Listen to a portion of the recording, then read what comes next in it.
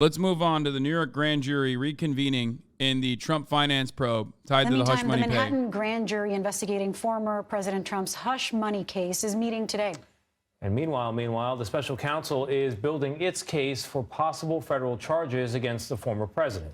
Joining us now is CBS News investigative reporter Graham Cates, who's been standing at that same position now for days on end. Graham, the Manhattan grand jury is in fact meeting today.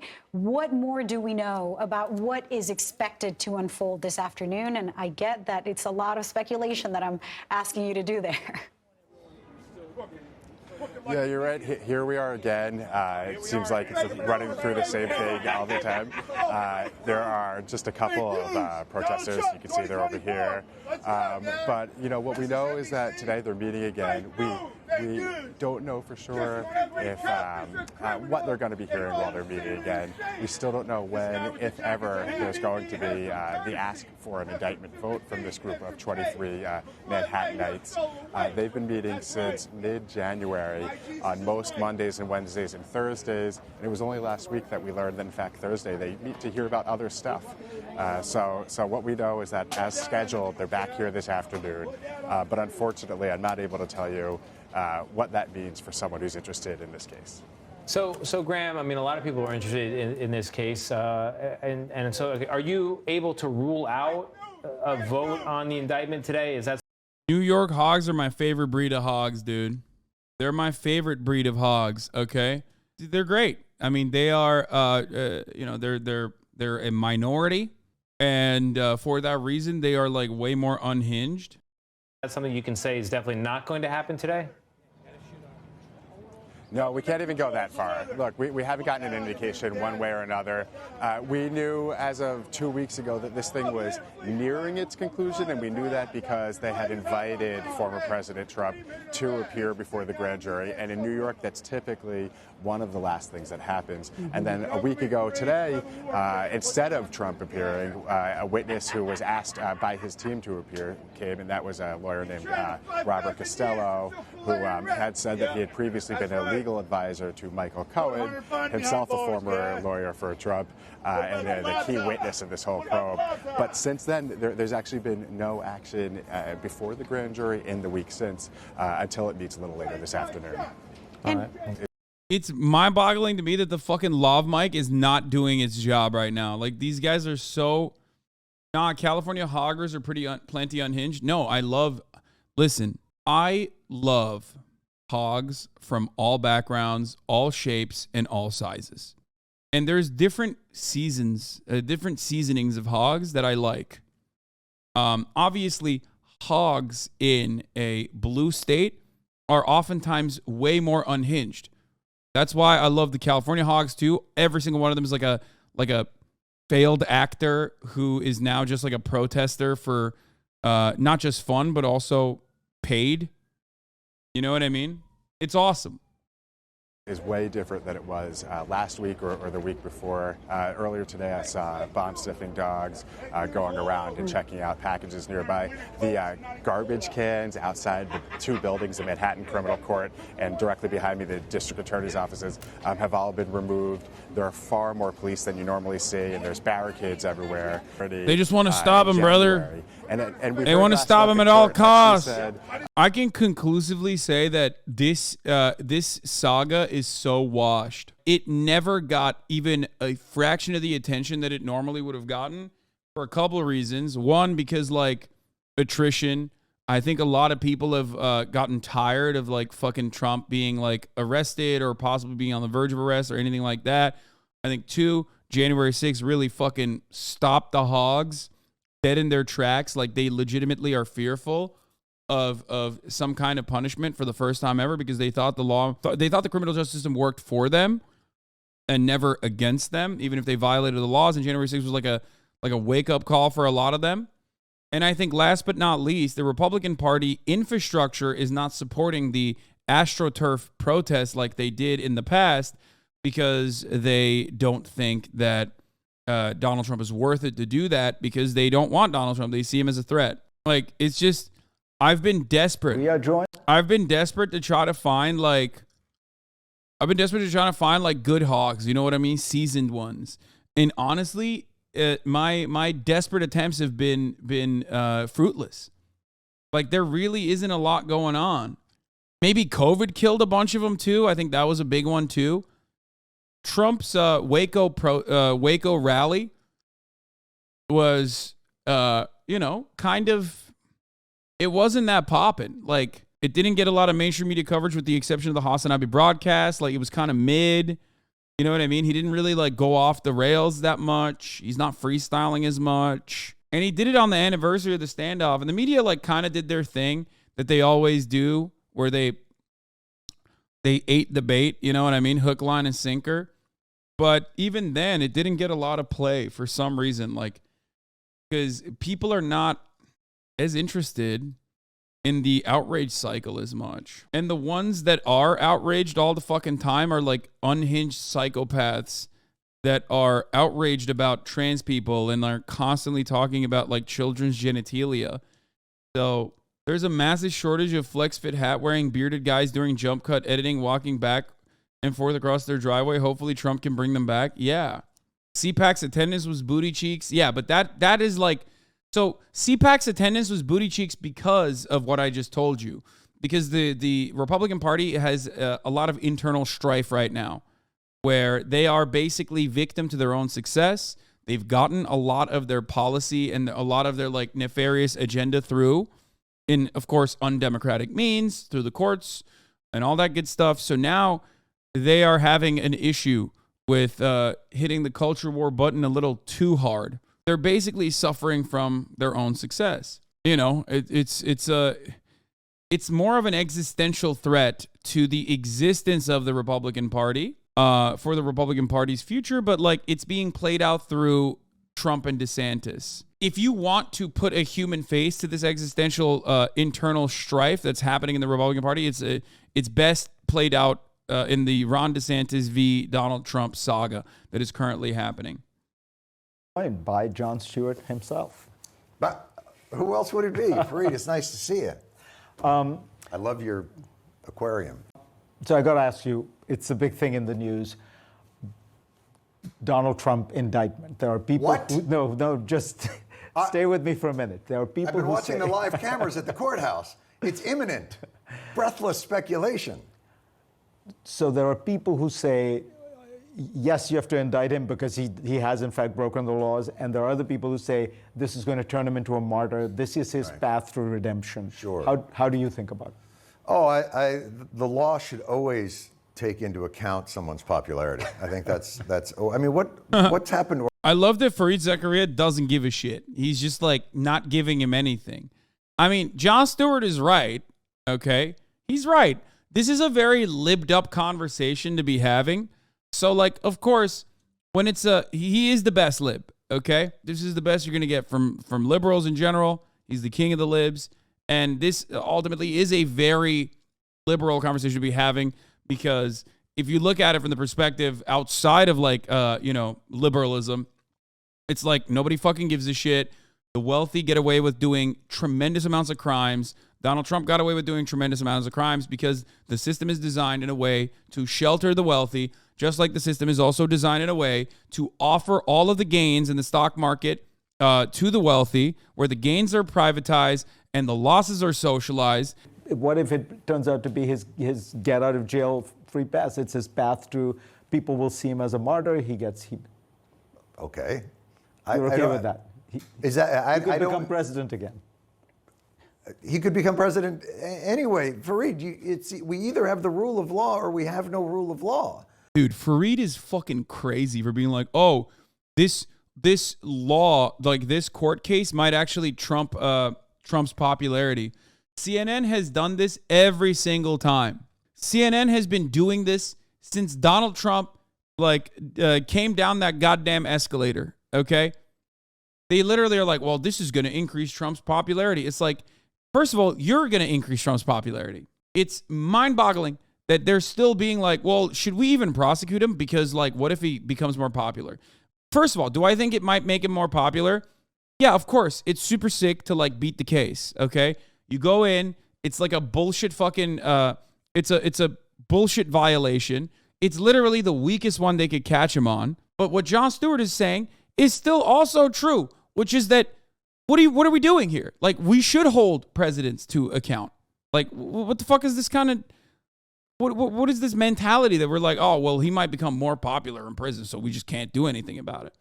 It's so stupid. If that might make you a martyr to somebody, I'd much rather have the conversation be, what is the law? What exactly are we saying that he did? His lawyer went to jail for this same situation for a couple of years. So what is the crime? Is it a crime? There are people who say it's selective prosecution, that this would not... Everything is selective prosecution. The reason why Donald Trump became popular in the first place, and the reason why these populist movements, is that the citizenry have become fed up with the lack of accountability for those in power. We have no accountability in our financial systems. We have no accountability for the bankers. I mean, our Congress trades stocks with information they get making laws, and they do it. Hit him on that. Great success. Speak on it. And they won't stop it because they're the ones in charge of making the law about it. I love that. And instead of I love that. bringing accountability to the rampant corruption that is surrounds our government and our financial systems, the Supreme Court just changed the definition of corruption. Rather than prosecuting it, rather than holding people accountable, they just went, how about this? Okay, why don't we just say this? It was even better than that, was that they said, you politicians, you think that's corruption because you're engaging in it, but we actually don't think it's corruption. And we're going to tell you, don't worry about it. You can influence peddle as long as you don't explicitly say, by the way, this money is so that I may influence this law specifically. And you have to lay out. Like, that is what has the lack of confidence that people have in the system is, and you even see it throughout the media, even that conversation. Fareed isn't wrong about the prison thing, though. Jailing a candidate isn't effective. Everyone loves and remembers our 31st president, Eugene Debs. I mean, Eugene Debs ran from prison, and what did he get? Like more than 1 million votes, which was pretty crazy. But that's not... I think throwing Donald Trump in prison, it's very different. I mean, it's very, very different than the situation at hand with Eugene Debs. Like, you're talking about comparing a former president who is like infinitely more popular in a right-wing reactionary country to a socialist.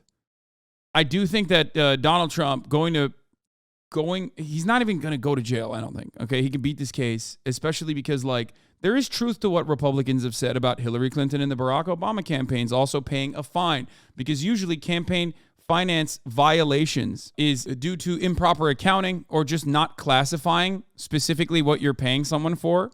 And in Trump's case, like, what ended up happened as a consequence of, like, not properly filing exactly what they were paying for.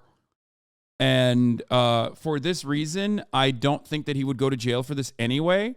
So I don't know. Compliances are a huge thing, but rarely you go to jail. Yeah, I mean, it's like a misdemeanor charge that's like trumped up to a felony, but ultimately it doesn't really matter. I want him to go to jail. It would be super sick.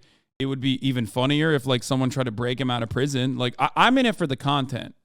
He needs to do a couple different things, though. He does need to, like, start baiting on Twitter again. I thought he's still banned on Twitter. No, he's not. He just doesn't post because he's posting on Truth Social. But, like, I think that is actually harming him a little bit because he needs to be antagonizing media more. Conversation. Should we not? It's but he's popular, and then it might make him more popular, but not less popular. Did he do something wrong? What was it? Explain that to us. What is the law that he supposedly violated? What are the ramifications of it? I don't see him ever actually going to jail. I personally don't even care. I just want a system that somehow finds a consistent accountability. Well, the point is that this is a relentless fight. They always talk about, you know, the arc of the moral universe is long, but it bends towards justice. But it doesn't bend towards justice by gravity. Like, you have to bend it. And there's a bunch of people trying to bend it back. and you use every tool in your arsenal, and none of them will be, the one thing. There is no panacea. It takes, all those different things doing in Washington over these past few years gave me a great understanding of how things actually get done incrementally and sometimes in one fell swoop. But our country is held together by hundreds of really talented legislative aides. Their bosses, many times, are wind-up dolls. Okay, this part of the interview sucks, but from what I understand, this part of the interview is actually very good, where he spits a little bit. GOP resorts to culture wars because they're out of ideas. It's going to be a fucking classic Hasanabi-style rant, I suspect. When you watch Republicans campaign against Democrats, they don't campaign much on what they used to, which was, the Democrats were big spenders or whatever, It's all about critical race theory, Sure. and it's all this cancel culture stuff. Yes, the biggest problem. Why does it work, and what should Democrats do? Are they falling for a bait in doing this? How would I respond to this? Probably in the exact same way that Jon Stewart is about to respond to this, which is that culture wars are the only thing, wedge issues are the only things that the Republicans have, because they recognize now the actual advocacy for deregulation and the actual advocacy for, underfunding our social safety nets is genuinely unpopular.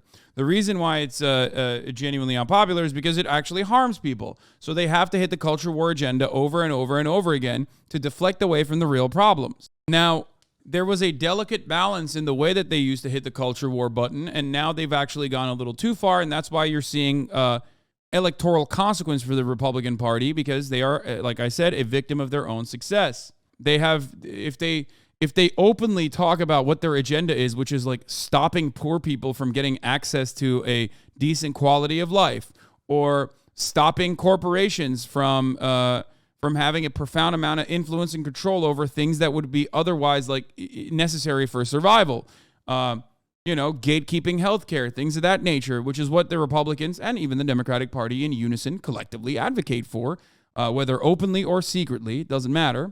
The outcome is still the same, right?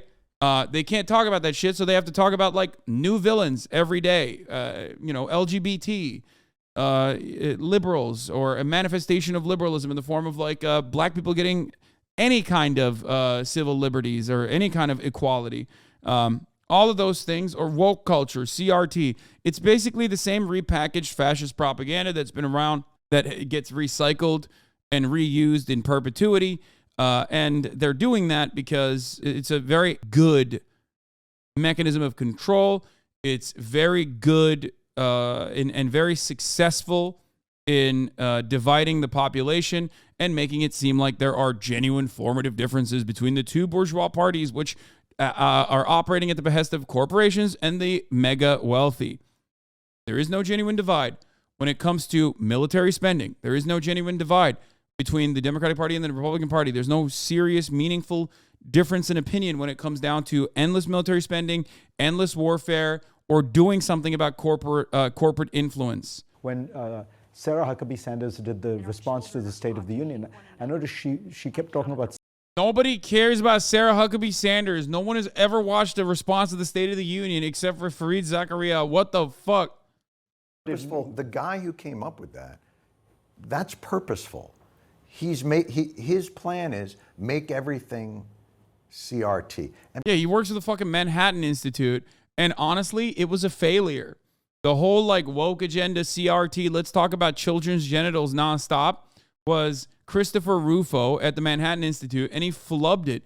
He is almost single-handedly the reason why the fucking red wave that was supposed to happen turned into a red puddle. They don't want to constantly have the weirdest, creepiest, most unhinged, insane person at the parent-teachers conference be like the guy that the Republican Party is getting their opinions from. Okay?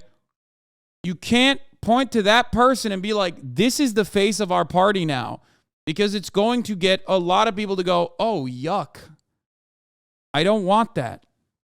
And by the way, all this diversity initiatives and CRT and all those other things are only there because we refuse to actually fix the real problem. The diversity and equity initiatives are a salve. They're to pacify and mollify, because we won't actually do the real thing. We won't actually dismantle the vestiges of all the systemic racism and all the systemic classism and all the systemic gender issues. We won't actually dismantle that. But what we will do is, you can have an office in the building, and every few months, we're going to have to sit and listen to you talk for like an hour. And so we're good, right? Like, it's a country that won't face. That's a good take. I'll explain it like the NFL, right? You know the Rooney Rule? The Rooney Rule in the NFL is. Because there's so few black coaches, you have to do lip service, and you have to at least call up one black coach. Even I know this shit. God damn, dude. I mean, this is good. He's right. He's going to say that none of these are real solutions. The Republicans aren't even doing like real fascism and offering real solutions, even though technically there are still, significant harm being done to like the trans community, because they're already hyper marginalized. There are so few African-American coaches. You have to at least interview like one of them. So that's the rule now. Instead of, it's the thing you put in place instead of looking at the owner's box and realizing, oh, right, that's just the legacy of the economic segregation that's been in our country since its founding. So we're never going to deal with that. So here's what we are going to do. A diversity and equity initiative. We're going to have to talk to one black guy. So are we good? I think we're good. You sound like somebody who has a lot of anger and a lot of rage, and yet you're very funny. And that's your takeaway, Fareed? God damn you. Yeah. I mean, I love that. Jon Stewart is a liberal, but like, he is right about a lot of the things that he just mentioned. Everything he said was spitting, okay? Maybe with a little bit of too much of a lip sauce, right? And like, the center right guy in that conversation turns around and goes, oh, you sound real angry. Like, if you're not angry, you're not paying attention. If you're talking about all of the historical oppression and its contemporary remnants, you're just angry. You're an angry guy. You seem just mad. Yeah, I am mad. It's like pretty fucked up. I think it's like messed up that we live like this when, and this is more importantly, when we have the capability of fixing it.